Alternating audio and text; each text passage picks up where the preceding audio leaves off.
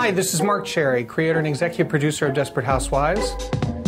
And I'm here with Dana Delaney, playing the part of Catherine Mayfair on my show. And we are going to answer the fan questions submitted to abc.com. Mark. Oh dear. God, this show is killing me. I heard Mark wanted to have you on the show from the beginning. Were you supposed to be a regular series member from the get-go? Maybe you should answer that. Tell them how you broke my heart. I did. I auditioned for Mark for the role of Bree Vandekamp, and I just wasn't ready to do a series, so I said no. How many times did I call you? Well, that's legend.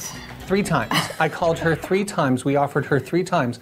And this was the interesting thing about this, and I don't know if you ever heard this from my perspective. We were going to meet Dana Delaney. During the audition process, I had a lot of well-known actresses coming in, and I was really excited. But I just thought you were coming in to meet us. Mm-hmm. You know, because some actors who have won many Emmys and are very big stars, they don't audition for you, but they'll come in and meet you. And you came in dressed like Bree, I must say, and you said, well, I'm here to read. I'm going to read for you. And we were really stunned. And then she read it fantastically. And I'd been having a problem with the part of Bree, so I got so excited.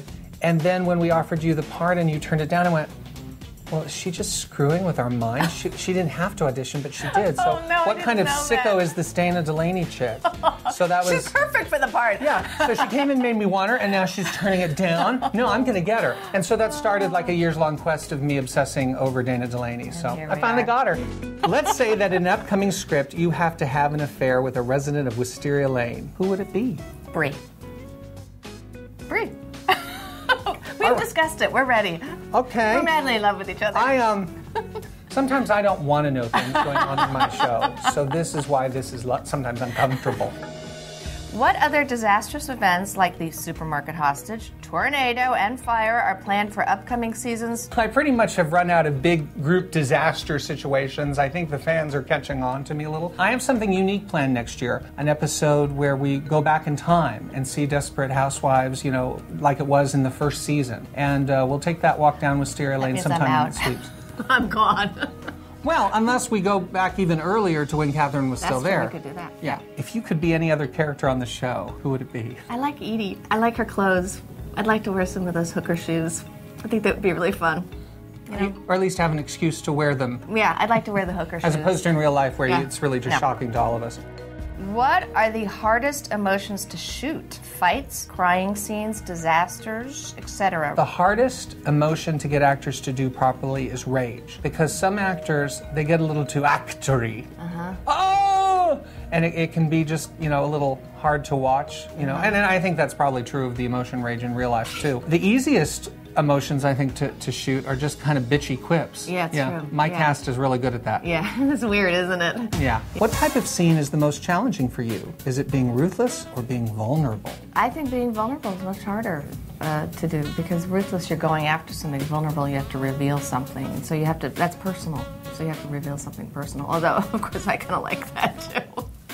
You're a little bit of an exhibitionist, a little bit of an emotional exhibitionist, yes. Yeah. All the good actors are. How do you come up with the names for each of the characters? This is a good question. No one's ever asked me this before. For Susan, I wanted just something all-American. It just seemed to me very, very ultra, you know, neighborhood girl next door. Bree was actually named because of a character that I had on my first TV show I ever created with my ex-writing partner, The 5 Mrs. Buchanans.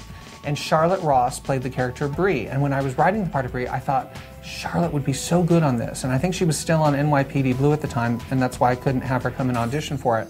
But I wrote the part with her in mind, so I just named the character Bree. And Gabrielle, I wanted something sexy and romantic and ethnic, so I played with various names. And there had been a character named Gabrielle on One Life to Live, which I used to be a huge fan of. So I stole it from that. Character, do you remember yes. that? Which, by the way, this is a complete sideline, but when Marcia Cross came into audition for Desperate Housewives, everyone would always say to Marcia, oh, I loved you on Melrose Place. And I knew her from One Life to Live, and I was like, oh my God, I'm such a fan, I loved you on One Life to Live. And she was so not used to hearing it, it ruined her first audition completely. That's funny. The name Lynette, this is the most interesting story, and I don't think I've ever told this in public before. Years ago, I was Dixie Carter's personal assistant. And going through files and boxes one day, I came across the original pilot of Designing Women. And Annie Potts' character, which the fans will know as Mary Jo Shively, was originally named Lynette. And I always thought, what a great name for a female ensemble character. And so when I was doing the pilot, I just thought of that and named that. So a big thank you to Linda Bloodworth Thomason for naming Felicity's character. Did you ever tell her that? No. Interesting. There you go.